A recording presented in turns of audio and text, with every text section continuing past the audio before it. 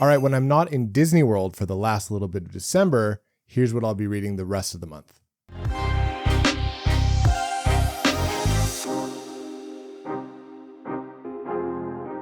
Hey guys, welcome back to the channel. Thank you for choosing to hang out with me a little bit today. I'm doing my December TBR, letting you guys know all the books I'll be reading in the month of December.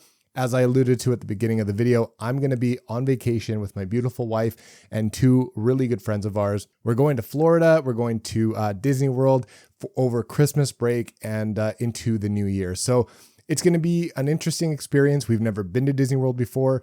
We've never done it definitely not around Christmas or New Year's. We've been to Disneyland, but never around the holidays. And it's a bit of a special time over there. It gets decorated. There's tons to do. The weather's not crazy. It's much better than the west coast of Canada over here where we are. So we're actually very excited. We'll be away for almost 2 weeks, but I am going to try and get a bunch of reading in for the first half of December and a little bit on my trip.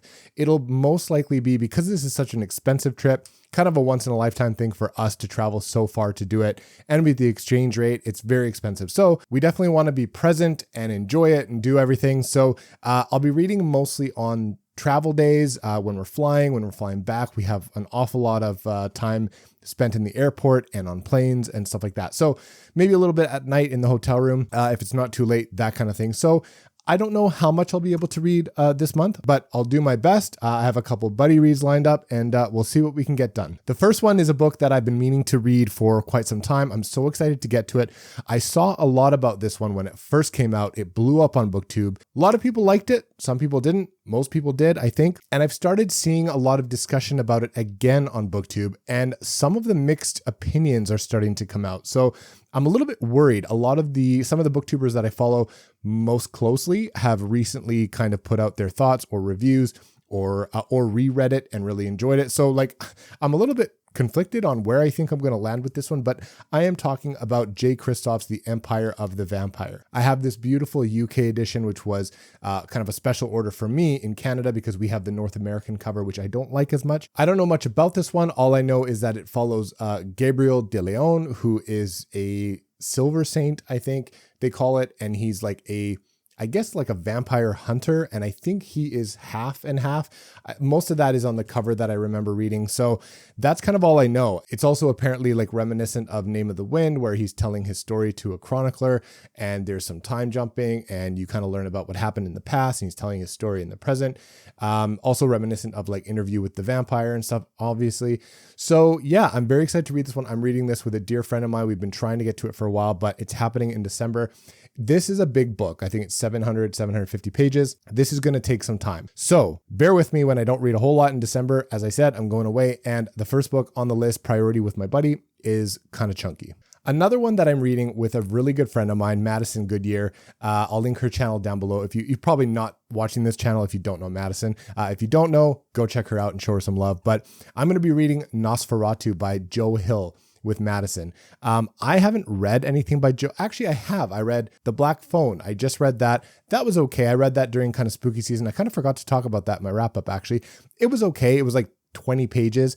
I haven't seen the movie on Netflix, and I've been meaning to try more Joe Hill. And I really wanted to read Heart-Shaped Box, but I never got to that. And I thought Nosferatu around December, around Christmas time might be fun because I think they travel to this place called like Christmas Land, and it's a little bit festive and it's obviously spooky and it's a bit of a dark story, but I think it might work around Christmas time though. And people that have read it said, yeah, man, like just read it in the winter time. It'll work. So I'm excited for that one. I've heard that he is quite good. I heard that this is one of his better books. I heard Horns is pretty good. The Fireman, Heart-Shaped Box, and of course Nosferatu are all pretty decent. And so I'm very curious to try Joe Hill, who is the son of Stephen King, and I've gotten to quite enjoy Stephen King in my time reading his work. I just started reading Stephen King, I think a year or two ago, so I'm keen to see how far the apple fell from the tree, and I guess we're starting with Nosferatu. Now, hopefully I'm able to get through those two books, and I have a couple more on my MBR pile, so I'm not quite sure what I'm going to pick up next. One that I wanted to try and read for quite some time. I forget the author, so please forgive me, but it is the first book in the Winter Night trilogy, and that is The Bear and the Nightingale. I've heard a ton about this one. Patrick loves this one. A lot of other people I follow really enjoyed this one. I've been wanting to try this for a while, and I thought that this would be perfect for a winter, snowy, kind of Christmassy season type book. The reason for that is because it's set in kind of a Russian environment, very cold, very snowy. It gives off that sort of atmosphere, and that's kind of what I would want. I think I remember a video where Patrick was saying, he lives in Indonesia, as far as I know, and he was saying that, they don't really get snow or winter, and it was kind of cool to experience it that way. And he felt really like cold reading it, and it was kind of cool. So I'm really excited to try that one. I don't know if I can get to it in December. It's not a huge book, so I'm actually really hoping that I can. That might be a perfect kind of, plain read on the way back, maybe, first thing in the new year, or maybe when we head over there kind of closer to Christmas time. Anytime around that is going to work for me. So hopefully I can try that one. I don't know much about it other than like it's a Russian fairy tale type of story. I'm just excited to try that. Forgive me, I don't know much about it. I try not to go in knowing too much about these books, and I try and give you much more of a synopsis and stuff and how I thought, or what I thought about it in my wrap-ups instead of my TBRs. So there's one option. The other option that I was thinking about reading with a really good friend of mine, Ellie, over at Bibbidi Bobbidi Books. If you don't know her channel, please go check her out. She's just lovely and puts out really good content, great vlogs. I love the way she talks about books and just her passion and stuff. So she's excellent. Please go check her out. I'll put her link in the description as well. We were thinking about reading Brandon Sanderson's Warbreaker together. I am thinking about possibly trying to run through Stormlight Archive next year after the news that book 5 is going to be postponed until 2025, I think, maybe earlier. I think 2025. I'm in no rush to get to them because I know that I'm going to probably have to reread a couple books, or maybe even reread all of them if I finish them too early before that book comes out. So I'm going to kind of push that to the end of next year. And so maybe I'll get to it, maybe not. I was going to read this, I believe, after Way of Kings. I believe that's where it comes in. It doesn't really matter. There's some overlapping characters, or at least there's one that pops up that might make sense if you've already read the first or second. I'll have to confirm. Of the Stormlight Archive, but it works very well as a standalone, and I don't think it's the worst thing if you just read it before the Stormlight Archive, kind of on its own.